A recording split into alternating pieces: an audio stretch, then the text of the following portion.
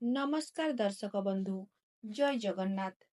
भारतर धार्मिक ऐतिह्यर प्रतीक सनातन धर्मर आस्था और विश्वासर महापर्व महाकुंभ मेला। यह एपरी एक आयोजन जहाँ आस्था परंपरा एवं आध्यात्मिकतार प्रतीक। प्रति 12 वर्षरे प्रयागराज हरिद्वार उज्जयिनी और नासिक रे आयोजित होता है कुंभ मेला।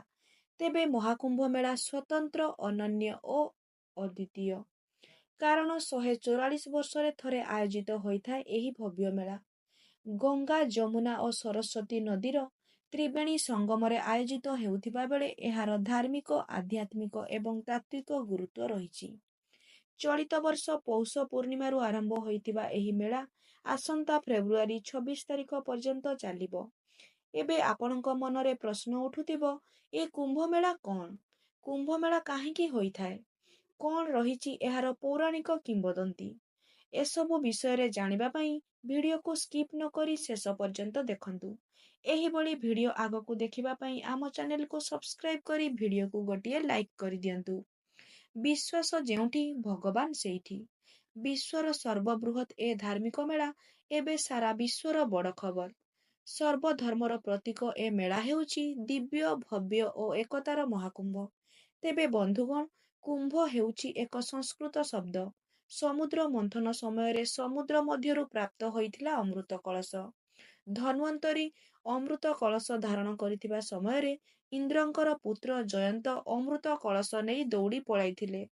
तेबे सेही कलशरु 4 बुंदा अमृत नासिक उज्जयिनी हरिद्वार और प्रयागराज आदि 4टी भिन्न स्थान रे पड़िथिला। एही अमृत टपा पड़िथिबा स्थान गुड़िकरे ही कुंभ मेला आयोजित हुए। तेबे सूर्य चंद्र और शनिंकर उपस्थिति ही केउ स्थान रे कुंभ मेला अनुष्ठित हेबो ताहा निर्धारित होइथाए। जेतेबेले बृहस्पति वृष राशि रे प्रवेश करिथांती एवं सूर्य मकर राशि रे प्रवेश करंती सेतेबेले कुंभ मेलार आयोजन प्रयागराज रे होइथाए। जेतेबेले सूर्य मेष राशि रे एवं बृहस्पति कुंभ राशि रे प्रवेश करिथांती सेतेबेले कुंभ मेला हरिद्वार रे लागिथाए। जेतेबेले सूर्य एवं बृहस्पति उभय सिंह राशि रे प्रवेश करंती सेतेबेले कुंभ मेला नासिक ठारे मना जाइथाए। एहा परे जेतेबेले बृहस्पति सिंह राशि रे एवं सूर्य मेष राशि रे प्रवेश करिथांती सेतेबेले कुंभ मेलार आयोजन उज्जयिनी रे होइथाए। सारा ग्रह मानक मध्यरे सूर्य गुरु एवं शनिंक विशेष महत्व रहिथाए एही कुंभ मेला पाई। वर्तमान चालंतु जानिबा कुंभ मेला केते प्रकारर। कुंभ मेला को मुख्यतः 4 भागरे विभक्त करा जाइछि। सेगुड़िक हेला कुंभ मेला, अर्ध कुंभ मेला, पूर्ण कुंभ मेला और महाकुंभ मेला। कुंभ मेला प्रति 3 वर्षरे अनुष्ठित होइथाए। अर्ध कुंभ मेला प्रति 6 वर्षरे थरे अनुष्ठित होइथाए। तेबे एही अर्ध कुंभ मेला केवल हरिद्वार और प्रयागराज ठारे ही अनुष्ठित हुए। प्रयागराज रे अनुष्ठित हेबार 6 वर्ष व्यवधान रे एही मेला हरिद्वार रे अनुष्ठित हुए। पूर्ण कुंभ मेला प्रति 12 वर्षरे थरे पालित होइथाए।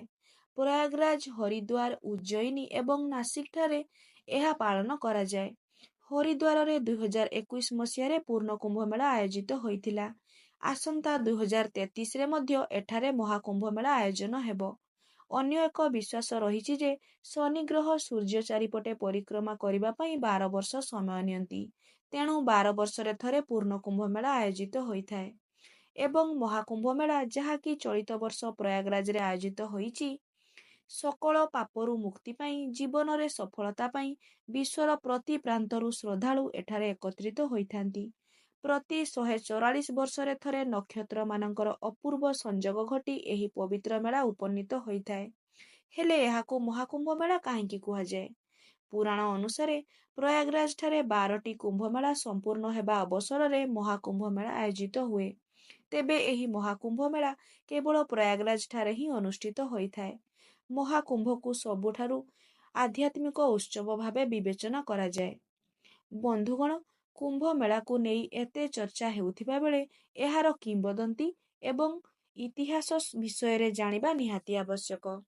शास्त्र मुताबक समुद्र मंथन समय देव दानव युद्ध कला बेले देवता माने छलना पूर्वक अमृत कलश नहीं जाइथिले। दानव माने बारंबार अमृत कलश छड़ाई नेबाकू देवता मानक उपरे आक्रमण करुथिले। एही समय चंद्र କଳସରୁ ଅମୃତର ପ୍ରବାହକୁ ରୋକିଥିଲେ। ସୂର୍ଯ୍ୟ ସେହି କଳସକୁ ତଳେ ପଡ଼ି ଭାଙ୍ଗିବାରୁ ରୋକିଥିଲେ। ଗୁରୁ ଦାନବମାନଙ୍କଠାରୁ ସମ୍ପୂର୍ଣ୍ଣ କଳସଟିକୁ ପଡ଼ି ଭାଙ୍ଗିବାରୁ ରୋକିଥିଲେ ଓ ଦେବରାଜ ଇନ୍ଦ୍ରଙ୍କ ଭୟରେ ଶନିଦେବ ଏହି କଳସକୁ ସୁରକ୍ଷା ପ୍ରଦାନ କରିଥିଲେ। ଶେଷରେ ଭଗବାନ ମୋହିନୀ ରୂପରେ ଦେବତାମାନଙ୍କୁ ଅମୃତ ବାଣ୍ଟି ଦେଇଥିଲେ ଓ ଯୁଦ୍ଧର ଅବସାନ ଘଟିଥିଲା। ଦେବ ଦାନବ ମଧ୍ୟରେ ଚାଲିଥିବା ଏହି ଯୁଦ୍ଧ 12 ଦିନ ବ୍ୟାପୀ ଚାଲିଥିଲା। ଦେବତାମାନଙ୍କର 12 ଦିନ ମଣିଷମାନଙ୍କର 12 ବର୍ଷ ସହ ସମାନ ହୋଇଥାଏ। ଏହା ବ୍ୟତୀତ କୁମ୍ଭ ମଧ୍ୟ 12 ହୋଇଥାଏ, ଯାହା ମଧ୍ୟରୁ 4ଟି ପୃଥିବୀରେ ଓ 8ଟି ଦେବଲୋକରେ ଅବସ୍ଥିତ। 12ଟି 12 ମିଶି 144 ହୋଇଥାଏ ଓ ଏହି 144 ବର୍ଷରେ ଥରେ ମହାକୁମ୍ଭ ମେଳା ଆୟୋଜିତ ହୋଇଥାଏ। ଆଉ ଏକ କାହାଣୀ ରହିଛି ଯାହା ଅନାଲୋଚିତ ତଥା ଅନେକଙ୍କ ଅଗୋଚରରେ।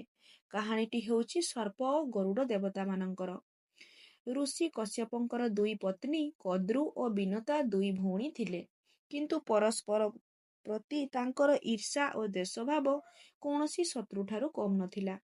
ଏକଦା କଦ୍ରୁ କଶ୍ୟପ ଋଷିଙ୍କୁ ବର ସ୍ୱରୂପ 100 ଶକ୍ତିଶାଳୀ ସନ୍ତାନଙ୍କର ଜନନୀ ହେବାର ବର ମାଗିଥିଲେ। କଶ୍ୟପ ଋଷି ତଥାସ୍ତୁ କହିବାରୁ କଦ୍ରୁଙ୍କୁ ବର ସ୍ୱରୂପ 100 ଅଣ୍ଡା ପ୍ରାପ୍ତ ହୋଇଥିଲା। କଦ୍ରୁଙ୍କର 100 ଅଣ୍ଡା ଦେଖି ବିନତା ମଧ୍ୟ କଶ୍ୟପଙ୍କୁ ବର ମାଗିଥିଲେ। ବିନତା କିନ୍ତୁ ବର ସ୍ୱରୂପ 2ଟି ହେଲେ ମଧ୍ୟ ପୃଥିବୀର ସର୍ବଶକ୍ତିଶାଳୀ ସନ୍ତାନଙ୍କର ଜନନୀ ହେବାକୁ ବର ମାଗିଥିଲେ। କଶ୍ୟପ ଋଷି ବିନତାଙ୍କୁ ମଧ୍ୟ ତଥାସ୍ତୁ କହିବାରୁ ବିନତାଙ୍କୁ ମଧ୍ୟ 2ଟି ଅଣ୍ଡା ପ୍ରାପ୍ତ ହେଲା। କିଛି ଦିନ ଅନ୍ତରାଳରେ କଦ୍ରୁଙ୍କୁ ପ୍ରାପ୍ତ ହୋଇଥିବା ଅଣ୍ଡାରୁ 100 ସର୍ପ ସନ୍ତାନ ଜନ୍ମ ହେବାର ଦେଖି ବିନତା ଅଥୟ ହୋଇଗଲେ। ନିଜ ସନ୍ତାନଙ୍କୁ ଅଣ୍ଡାରୁ ବାହାରକୁ ଆସୁଥିବାର ବିଳମ୍ବ ହେଉଥିବା ଦେଖି ବିନତା ବଳପୂର୍ବକ ଗୋଟିଏ ଅଣ୍ଡା ଭାଙ୍ଗି ଦେଇଥିଲେ, ଯେଉଁଥିରୁ ବାହାରିଥିବା ସନ୍ତାନର ମୁହଁ ପକ୍ଷୀ ପରି ଥିଲା, କିନ୍ତୁ ବେକ ତଳର ଶରୀର ଠିକ୍ ରୂପ ପାଇପାରି ନଥିଲା। ଅଣ୍ଡା ଭାଙ୍ଗିବା ତତ୍କ୍ଷଣାତ୍ ପକ୍ଷୀ ପରି ଦେଖାଯାଉଥିବା ଶାବକଟି ଆକାଶକୁ ଉଡ଼ିଯାଇ କ୍ରୋଧ ଜର୍ଜରିତ ହୋଇ ମାତା ବିନତାଙ୍କୁ କହିଥିଲା ଯେ, ମୋତେ ଅଧାଗଢ଼ା ରୂପେ ଯେପରି ବାହାରକୁ ଆଣିଛ, ଦ୍ୱିତୀୟ ଅଣ୍ଡା ସେପରି କଦାପି କରିବ ନାହିଁ। ବିନତା ଶୋକାକୁଳ ହୋଇ ଚାହିଁ ରହିଥିବା ସମୟରେ ନୀଳ ଆକାଶର ଗଭୀରକୁ ଉଡ଼ିଯାଇଥିବା ଶାବକଟି ଥିଲେ ଅରୁଣ, ଯିଏ ପରବର୍ତ୍ତୀ ସମୟରେ ସୂର୍ଯ୍ୟଙ୍କର ବାହନ ସାଜିଥିଲେ। ସ୍ୱାଭାବିକ ଭାବରେ ଦ୍ୱିତୀୟ ଅଣ୍ଡାରୁ ବାହାରିଥିବା ସନ୍ତାନଟିର ଉଜ୍ଜ୍ୱଳ ଆଭା ବିକିରିତ ହୋଇଥିଲା ସମଗ୍ର ବନ ପ୍ରଦେଶରେ। ମୁଖମଣ୍ଡଳ ପକ୍ଷୀ ପରି ହେଲେ ମଧ୍ୟ ଏହି ଶରୀର ତେଜଦୀପ୍ତ ବଳବାନ ପୁରୁଷ ପରି ଦେଖାଯାଉଥିଲା, ଯାହାକୁ ଶାସ୍ତ୍ରରେ ଗରୁଡ଼ ରୂପେ ସମ୍ବୋଧନ କରାଯାଇଛି।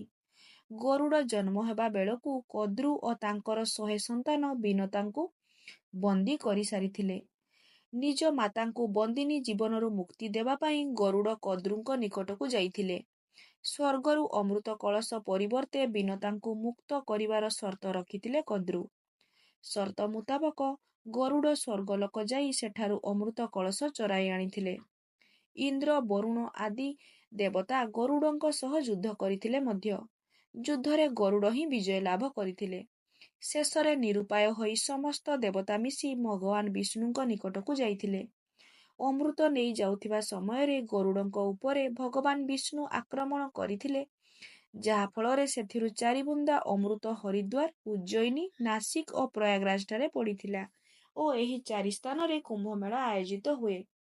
ବିଷ୍ଣୁ ଗରୁଡ଼ଙ୍କ ଉପରେ ପ୍ରହାର କରିବା ସମୟରେ ଲକ୍ଷ୍ୟ କରିଥିଲେ ଯେ, ଗରୁଡ଼ ଅମୃତ କଳସ ଧାରଣ କରିଥିଲେ ମଧ୍ୟ ସେଥିରୁ ଅମୃତ ପାନ କରିନଥିଲେ। କାରଣ ପଚାରିବାରୁ ଗରୁଡ଼ ବିଷ୍ଣୁଙ୍କୁ ସମସ୍ତ କଥା କହିବା ପରେ ବିଷ୍ଣୁ ଗରୁଡ଼ଙ୍କୁ ଅମୃତ କଳସ ନେଇଯିବାର ଅନୁମତି ଦେଇଥିଲେ, କିନ୍ତୁ ଗୋଟିଏ ସର୍ତ୍ତରେ, ଯାହା ଥିଲା ଅମୃତ ସଠିକ୍ ସ୍ଥାନରେ ପହଞ୍ଚାଇବା ପରେ ଗରୁଡ଼ ବିଷ୍ଣୁଙ୍କର ବାହନ ହୋଇ ରହିବେ। ଗରୁଡ଼ ମଧ୍ୟ ଏହି କଥାରେ ରାଜି ହୋଇଥିଲେ। ସର୍ତ୍ତ ମୁତାବକ ଗରୁଡ଼ ଅମୃତ କଳସ ନେଇ ଭୂମି ଉପରେ ସ୍ଥାପନ କରି ନିଜ ମାଙ୍କୁ ମୁକ୍ତ କରାଇଥିଲେ, କିନ୍ତୁ କଦ୍ରୁ ଓ ତାଙ୍କ ଶତପୁତ୍ର ଏହି ଅମୃତ ନିକଟରେ ପହଞ୍ଚିବା ପୂର୍ବରୁ ବିଷ୍ଣୁ ମାୟାବଳରେ ସେହି ଅମୃତ କୁମ୍ଭକୁ ଅଦୃଶ୍ୟ କରାଇ ଦେଇଥିଲେ। ଦର୍ଶକ ବନ୍ଧୁ, ଏହା ଥିଲା କୁମ୍ଭମେଳା ବିଷୟରେ କିଛି ରୋଚକ ତଥ୍ୟ। ଭିଡ଼ିଓଟିକୁ ଶେଷ ପର୍ଯ୍ୟନ୍ତ ଦେଖିଥିବାରୁ ଧନ୍ୟବାଦ।